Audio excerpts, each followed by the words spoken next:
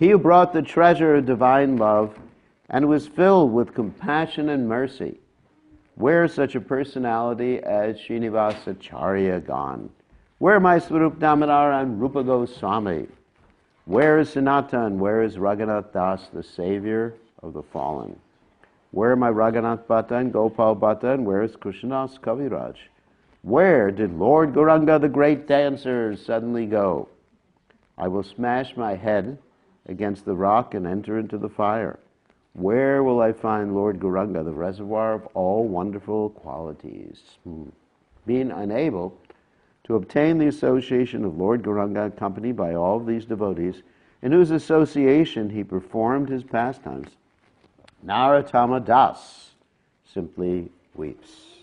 So today is the disappearance day of Shripad Madhavendrapuri. So Om Gada Timiranda Shah Gananjana Shlakya Chakshuram Meditam Yena Tasmai Shri Gurave Namaha. So we're going to speak about Madhavendrapuri.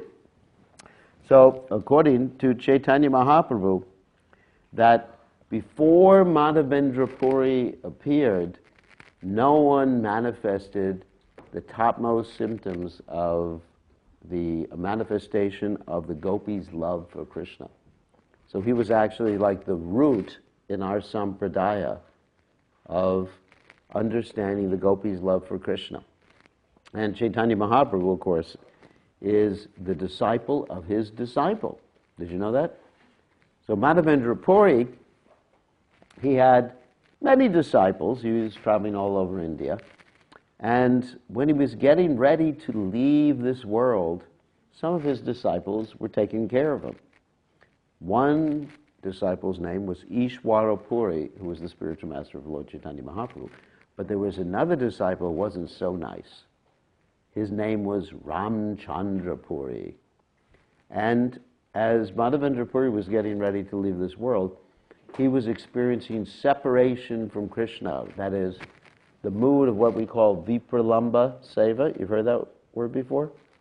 That means if you feel so much separation from someone spiritually, you're actually with them. Just like if I feel separation from Prabhupada, then I'm not disconnected from him. I'm with Srila Prabhupada. So that's a spiritual relationship. But if I feel disconnection or separation from someone material, just like when I was young, we had a dog, and the dog's name was Pepe. It's a Chihuahua. So if I'm feeling separation, I'm not, of course. But if I was feeling separation from the dog, then it's just separation. And even when you're with someone, you're separated because there's no meeting of minds. Material relationships we're talking about. Because people are on different wavelengths. You understand wavelengths? Different frequencies. Like if you have a radio, you tune the radio to frequency like 108 megahertz, something like that. And then, let's say I'm talking to Keshav, and I'm on 108 megahertz, and he's on 99 megahertz. And we're thinking we're communicating. But he's thinking something different. It's like a dog, for example. Let's take a dog. You're not a dog, so don't worry. Let's take a dog, for example. You're thinking, oh, this dog loves me. And the dog is thinking, if I'm nice to this guy, he'll feed me. So he's thinking something different. You're thinking it's licking you. Because people like to be licked by their dogs. Love, love, love. And he's thinking, food, food, food. Just like there's that typical example that Prabhupada gave, that the dog, when someone has a dog, he likes to lick your nose. Why? Because it tastes good. And that, because it's salty. And then, do you know what happens when people die and the body's just lying there? The dog eats the nose first. So he's just like having a little taste of what he'll have later on. So you're thinking, the whole point is the communication is not there. But when one's feeling separation from a great devotee in spirituality, then you're connected with the person, whether you're with them physically or not with them physically. There's no separation. Like Prabhupada said, he was never separated from his spiritual master, Bhakti Siddhanta Saraswati Thakur. Anyway, So Madhavendra Puri, when he's getting ready to leave this world, he was feeling separation from Krishna. He said, "Oh, Krishna, I have not reached Mathura."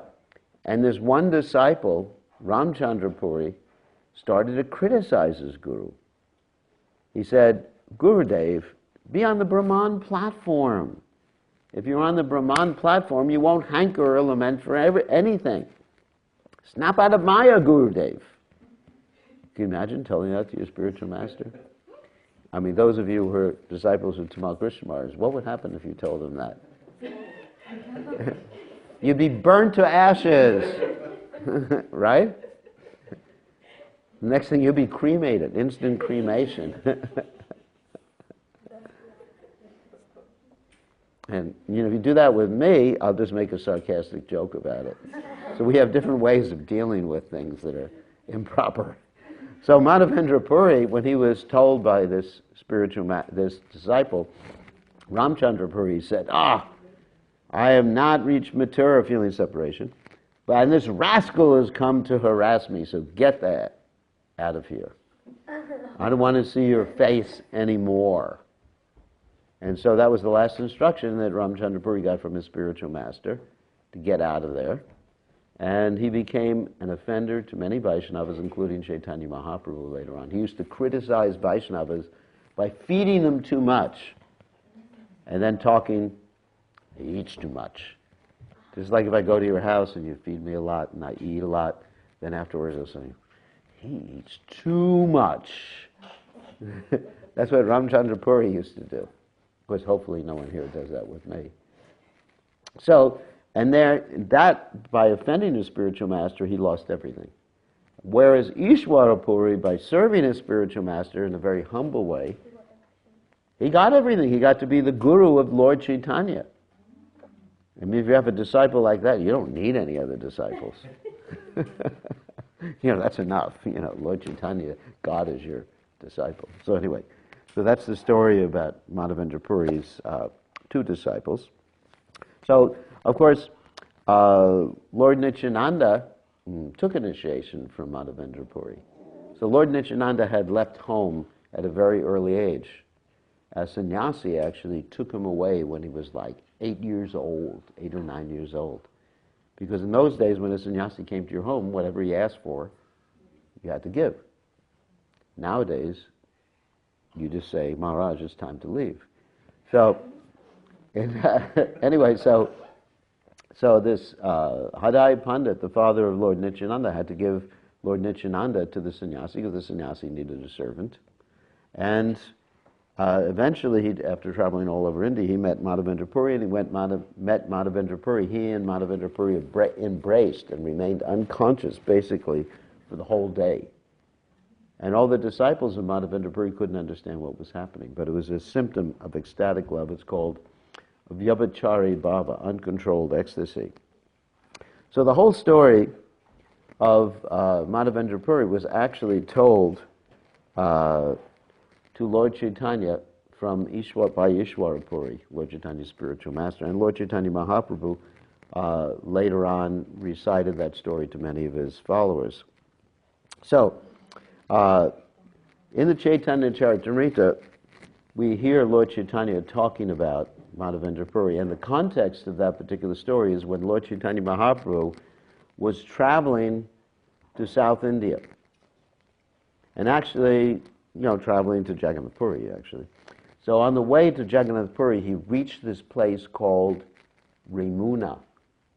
Those of you who traveled with us would remember that place. Remuna is where this deity of Shira Chora Gopinath is. Everybody's heard of Shira Chora Gopinath? Shira Chora Gopinath, of course, is the deity that stole the sweet rice for his devotee, Madhavendra Puri. And when we were there, we spent the night there. You remember? It was very nice. We spent the night there, and practically had to sleep with rats. Do you remember that? It was very austere. Very austere. And we went to Mangalarti. We took over their Mangalarti, and everybody had this shira, this condensed milk, was described as sweeter than nectar. So Lord Chaitanya went there, and he saw the deity of Gopinath. The deity of Gopinath was actually carved by Lord Ramchandra. Remember the story? Like Lord Ramchandra was asked by Sita Devi, what do you look like in Dwapara Yuga? And Lord Ramchandra took his arrowhead and he carved on a rock this deity of Gopinath. Pretty interesting. And so this deity is very beautiful. It's like a relief deity. It's not a three-dimensional standing deity. It's like a bas relief. Some of you may know what that means. Like you see relief panels. So Lord Chaitanya, when he saw the deity, the crown of the deity fell, the flower crown fell on Lord Chaitanya's head. So that was an indication that the deity was giving the crown to Lord Chaitanya Mahaprabhu. And Lord Chaitanya Mahaprabhu told the story of Madhavendrapuri, which we're going to talk about right now. So Madhavendrapuri took the type of sannyas, or exhibited the type of sannyas, this is called Parvajakacharya. There's different types of sannyas. In Parvajakacharya, you don't worry about what you're going to eat. You don't ask for food, it comes. And if it doesn't come, you don't eat. So Madhavendrapuri was in Vrindavan, and he wasn't eating because no food came. There's a different stage called Madhukari, where you go to people's homes and you say, please give me one roti, or please give me a pizza, or something like that. But in the stage of Parvajakacharya, you don't ask anyone. You just keep wandering depending on Krishna. So at this particular juncture, a young boy, after he took his bath, after Madhavendrapuri took his bath in Govindakund, a young boy came with some milk. And Madhavendrapuri said, where does milk come from? And the young boy said, no one fasts in our village, and I'll come back later to get the pot. So that night, Madhavendrapuri had a dream. And in that dream, he understood, it was revealed that that boy was Krishna. Wow. And in the dream, Krishna took Madhavendrapuri by the hand and took him to a bush. And he said, that's where I am. I've been hidden here because the Muslims came to attack. And when the Muslims come to attack, sometimes they smash the deities. And that's why many of the deities had to be taken out of Vrindavan to Jaipur, to Karoli, where Madan Mohan is, in Karoli, and different places. Some of the deities were actually put in water and later on taken out when the Muslims disappeared. So this Gopal was the name of the deity, which later became known as Nachi or Sri Nachi, and he's worshipped in Natwar right now, primarily by people from Gujarat. He's worshipped in Natwar. So anyway, and also the Pushti Marg worships him. Pushti Marg means the followers of Vallabhacharya. So anyway, Krishna took Madhavendrapuri by the hand, showed him where he was, and says, you should construct a temple on top of the hill and bathe me as soon as you find me. And so my name is Gopal. And I was installed by Vajra, which is Brajanabha, who is the great-grandson of Krishna, who installed all the deities in Vrindavan. All the main deities like Madan Mohan, and all the deities were actually installed by him. And even in Govardhan, there's some deities, the Uddhava Vihari deities were actually installed by him. And also there's a Nrsingadev deity at Govardhan. Does anyone remember? You remember that? You remember that? Yeah, we climbed at the tail. We climbed the hill, and there was an Ugra Nrsingadev deity there. So they were all installed by Braja. So anyway, so Madhavendrapuri woke up and he realized that he had taken milk from Gopal, and he kept that pot that the milk was in, and every day he would eat a little piece of the pot just to remember this particular pastime. So when he woke up, he went to all the villagers and said, Gopal is there, we have to rescue him. So they went to this place that was called the Gopal Prakrat Stali. Did I take you there too? Which is right in the village of Anior. And that's where Madhavendrapuri discovered Gopal. He was in the bushes, so they had to get choppers, like big knives, to actually cut away the bushes. And they put him on top of the hill. And on top of the hill, they washed him with water, taken from Govindakund. There were 900 pots, and there was a big abhishek. And there was also Panchagavya. What's Panchagavya? Does anyone know? Panchagavya is the 5 products of the cow, like the cow urine and things like that. And then there's also Panchamrita. There's 2 different things. Panchamrita is like sugar, honey, milk, yogurt. And they offered food, and Madhavendrapuri initiated some pujaris so they can continue worshipping the deities. And this went on for 2 years. And after 2 years, Krishna appeared to Madhavendrapuri in his dream, and he said, I'm pretty hot. I've been in the bushes here. You know, in Vrindavan there's 50 degrees sometimes. Of course, he didn't give the whole temperature, but he said, I want some sandalwood. Because usually you put sandalwood on the deities when it's hot. It's actually quite interesting. I know in Fiji they put sandalwood on Prabhupada even when it's freezing. Isn't it? It's like a ritual. But people don't understand there's a purpose to the ritual. Isn't it? So somehow or other, you know, you're freezing to death and shaking from the cold, and then you put sandalwood and you get colder. It's foolish. Because the purpose of sandalwood is cooling. And does anyone know what heats you? Mustard oil. Sandalwood cools, and if you want to get heated, you put mustard oil on your body. And then you smell like mustard, which is actually good for your health. So Prabhupada would take his massage every day with mustard oil, not with sandalwood oil. Every day there was a bottle. There's one interesting story. The one time Shrutakirti wasn't careful and he knocked over the bottle of mustard oil. And Prabhupada got really angry with him. And then Prabhupada had him scoop it up and put it back in the bottle because it's considered very valuable. And in Bengal, they cook with mustard oil. They fry eggplants, which are like little sponges, in mustard oil. And then you eat it. And it tastes very tasty, but at the same time it burns your throat.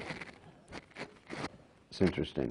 So, anyway, Madhavendrapuri, in order to get the sandalwood, he wanted to go basically to Jagannath Puri to get the sandalwood because that's where they had the sandalwood at that time. So then he went towards Bengal first on the way to Jagannath Puri because when you're all the way in Vrindavan, you have to cross India. You understand? It's all the way on the other side of India. Not quite on the other side. Vrindavan's sort of in the middle. But anyway, so you have to cross maybe 1,000 kilometers. And then he went through Bengal, and there, guess who he gave initiation to? Advaitacharya. So he initiated Advaitacharya. So Advaitacharya and Lord Nityananda were godbrothers. And then he went to Ramuna, which we mentioned before, where Lord Chaitanya was, where Shirachora Gopinath is. And he heard that they were offering this shira, which was very delicious, and he wanted to figure out how to make it. And so he asked the pujari, how do you make it? And then he was thinking, if I could taste it, I could actually make it for Gopal. But he became so embarrassed because he was thinking of eating the prasad before it was offered. So he went to the marketplace and started chanting and fell asleep at that particular, or rested that particular night. And while he dozed, the priest of Shirachora Gopinath had a dream, and in the dream, what did the deity say to him, Keshav? You're not listening. The deity, what? Yeah, what? The deity had stolen over here and hidden it behind one booty to the pujari should go to the marketplace. Yeah. There was his devotee Madhavendrapuri there, and he forgot to. Very nice. So he went to the marketplace. Of course, he took a bath first before he went into the deity room. And then he said, if there's a sannyasi here named Madhavendrapuri, please come. Gopal has stolen, or Shirachora Gopinath, has stolen sweet rice for you. You're the most fortunate person. So Madhavendrapuri got the sweet rice, washed the pot, and also that pot he ate pieces of every day as he was traveling. And then he continued to Jagannath Puri to get camphor and sandalwood, because camphor is also cooling. And he got 2 servants that helped him with the camphor and the sandalwood. And they paid, of course, for the taxes along the ways and everything like that. So when he got back to Ramuna, on the way back to Gopal, he was going back to Vrindavan, so he passed through Ramuna. Then he had a dream, and Shirachora Gopinath said to him, of course, Shirachora Gopinath means the deity who stole Chora. Like if you want to insult someone, you say Chora, Chora, Chora, Chora, Chora. One time in Fiji, some devotees wanted to insult another devotee, and they wrote in big letters on one building, so-and-so is a thief, a chore. Krishna is also chore, he's Makan chore, right?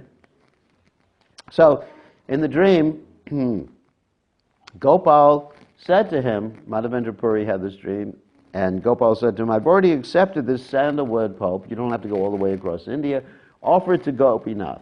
So he offered the Gopinath, to Gopinath the sandalwood, because the deity wanted to save Madhavendrapuri the trouble of traveling all the way across India and running into all the Muslims and everything like that.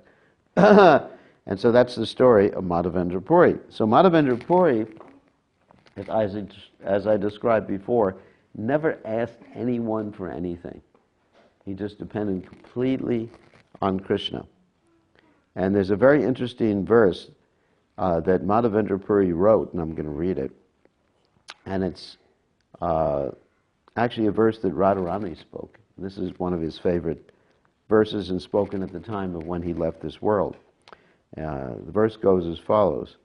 Ai dena dayadra natahe mathura nata kadavalokyi se hridayatvaraloka katara Dvaita Brahmyati Kiya Koromyaham. And the verse is, O my Lord, O my most merciful Master, O Master of Mathura, when shall I see you again? Because of not seeing you, my agitated heart has become unsteady. O most beloved one, what shall I do now?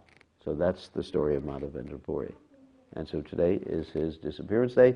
Prabhupada said, I was listening actually this morning to Prabhupada's lecture about the disappearance of Srila Bhakti Siddhanta Saraswati Thakur, and he said appearance and disappearance are the same for devotee. Because he's coming to go on a mission for the Supreme Personality of Godhead, and he's leaving to go on a mission for the Supreme Personality of Godhead. So it's not like us. We are born, of course the soul is never born, but we're born and we die. We haven't come on a mission for the Supreme Personality of Godhead. We've come for what purpose, Keshav? To try to forget Krishna. To try to enjoy in the material world. Just like Prabhupada gave the example of a little girl, when she sees her mother cook, she's given a clay stove sometimes, like a tin stove. And then the little girl tries to cook, but all she can cook is a mud pie in it. Disgusting, something really disgusting. So we see Krishna and we think, hey, I'd like to do that too. And Krishna gives us this play world, not actually so much play, which is a perverted reflection of the material world. And we try our best and we simply get at something that's disgusting. Birth, death, disease, and old age. Just like you're young, you're thinking, I will never get old. He always talks like that.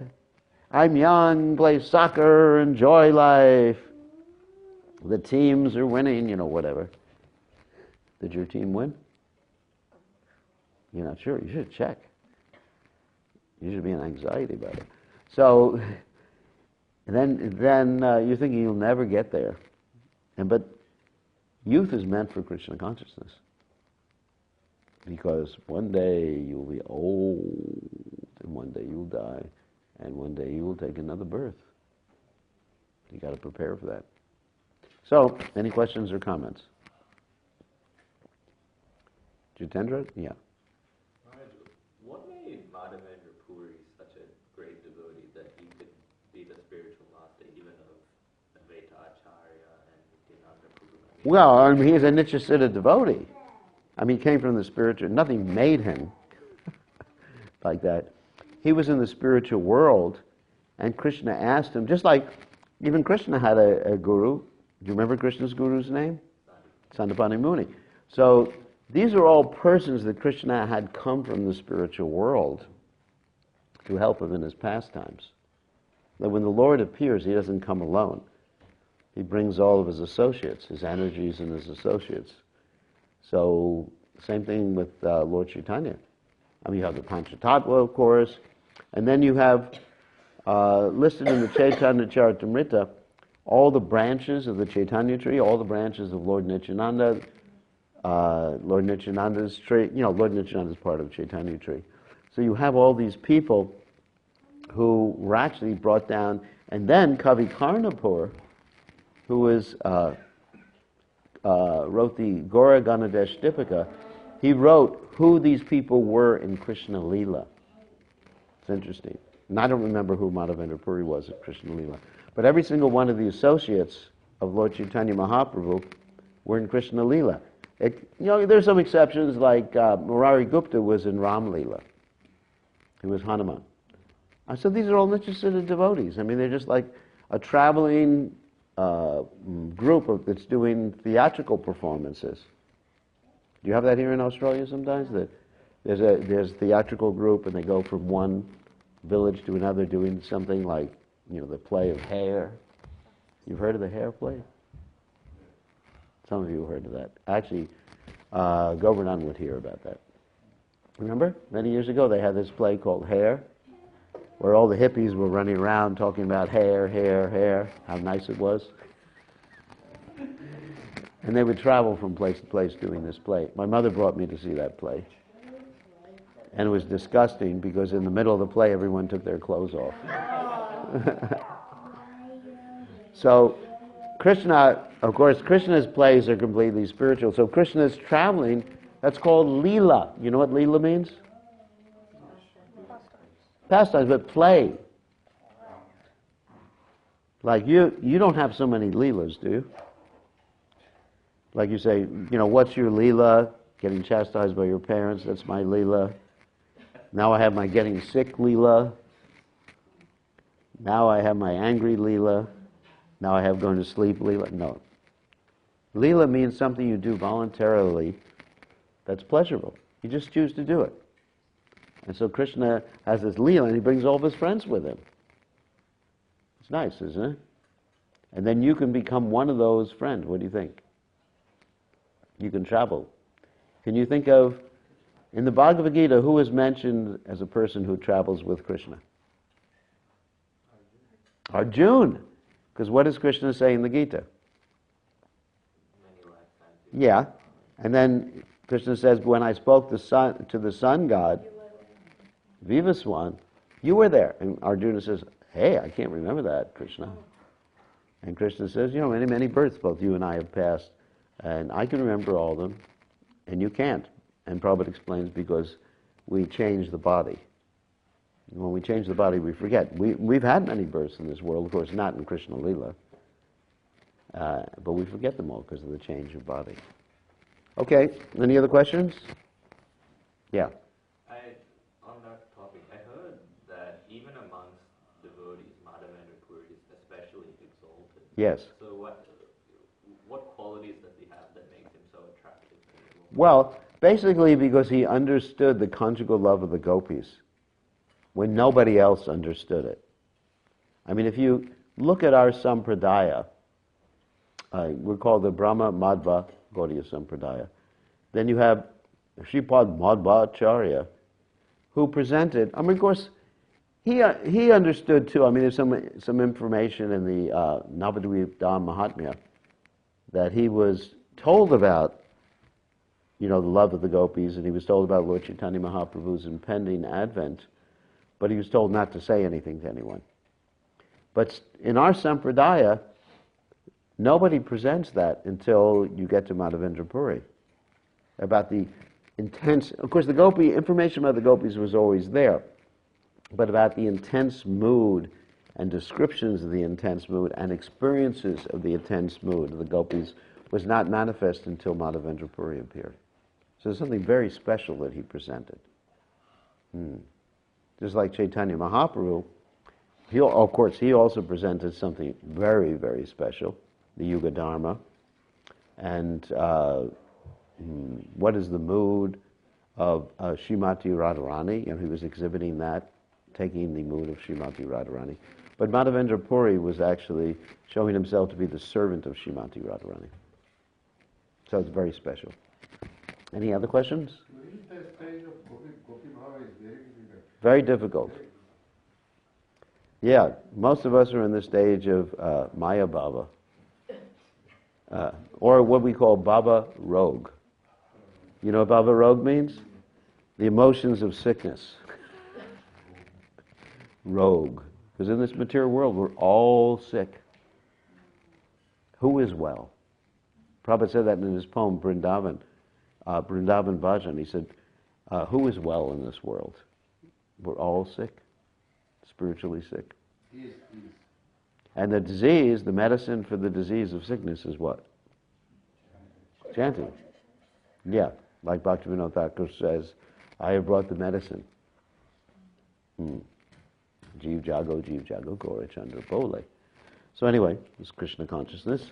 So, any other questions? Yeah. In the Leela you described, there was, Gopal was hiding in the bushes because The Muslims. had attacked. Yeah. So, why does the deity hide in that way? I mean, if it's the Supreme Lord, couldn't he punish them or fight back? It's his pastime. And he allows the independence of the jiva souls.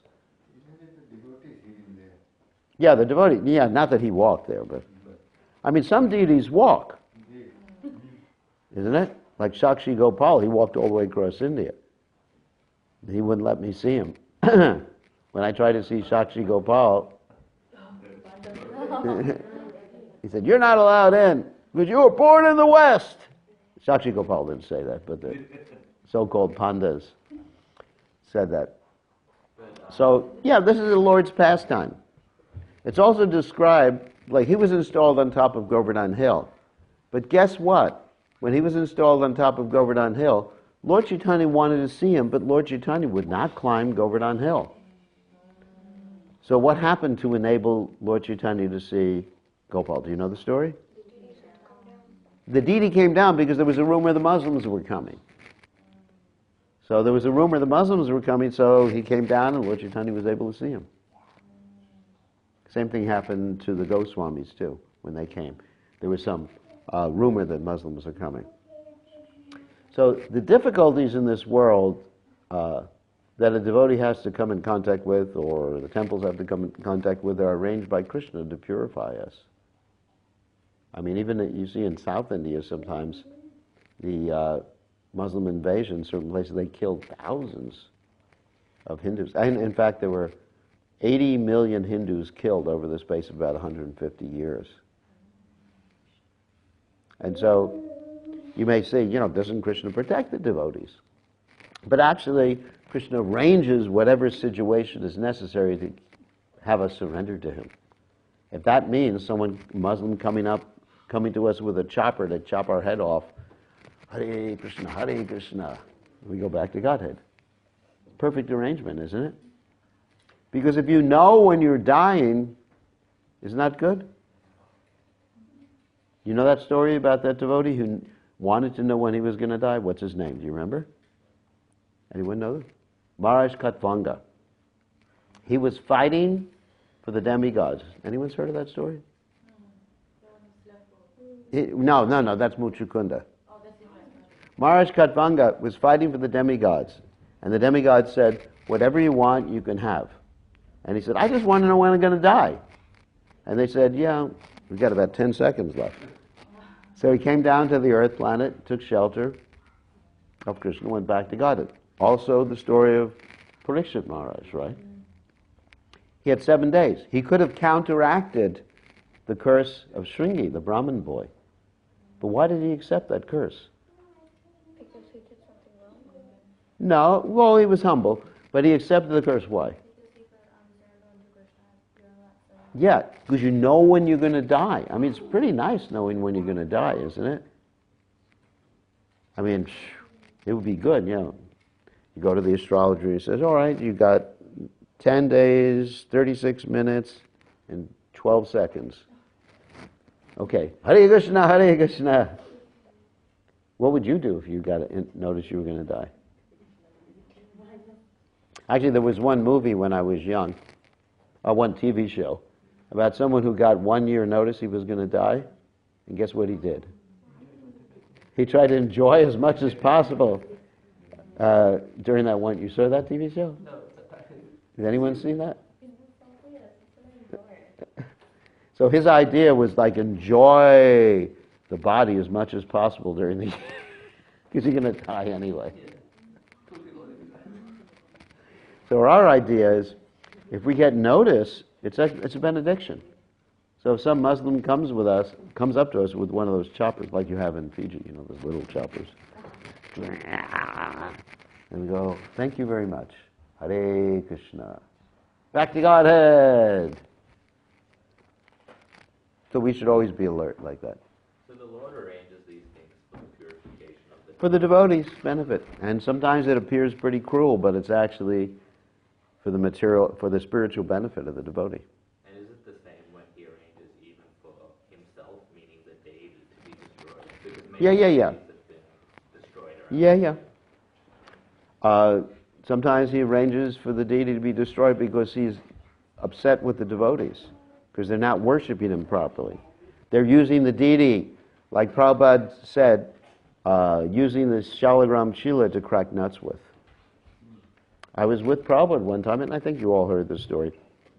There was one temple where they offended the devotees, and the devotees said to Prabhupada, we saw a beautiful deity there, and Prabhupada said, there's no deity there. And the devotee said, but Prabhupada, you don't understand, there was a deity, we saw the deity. And Prabhupada said, you heard what I said. I was in Prabhupada's room when he said this.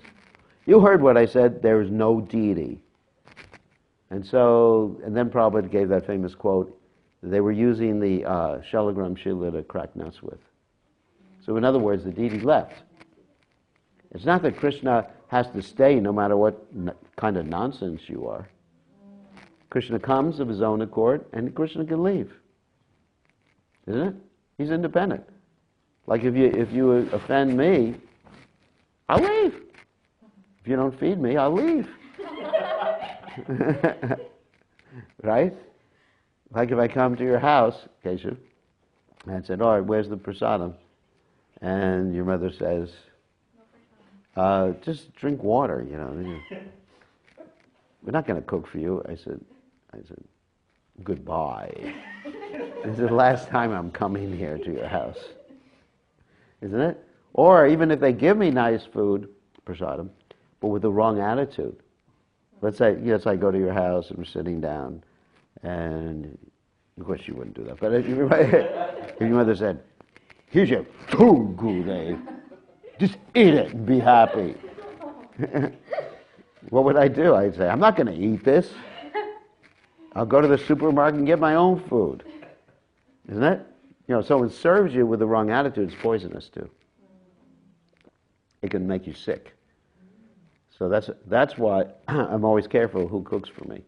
And Krishna is super careful of who cooks for him. So there's some stories when the devotees are serving the deities, Radha Krishna deities, and they don't have the right attitude. They make the offering and they come back to the altar to get the plates, and they find everything on the floor. Because Krishna, Radharani says, this is garbage, I'm not going to eat this. I'm not going to give this to Krishna. Krishna is a person. So he can come or he can disappear according to his sweet will. That's why we have to treat the deities nicely. Because Krishna doesn't have to stay there and put up with our nonsense. Okay, time to go horseback riding. I'm just joking. Bicycle riding. So, I guess that's it. And then we'll go for breakfast to Narahari's place. And so, everybody going to breakfast with us? It's Sunday. Sunday. No work? Oh, you have to work today. No, we do. Yeah, because that's your weekend work, right? Yeah, that's all I do. To keep your license current. Yeah, I need basic relative. Oh. You have to support your husband, yeah. He has expensive tastes. Silk toadies and cold iPhones, you know. Okay, on that happy note, and today they were able to see us on the internet, which is good.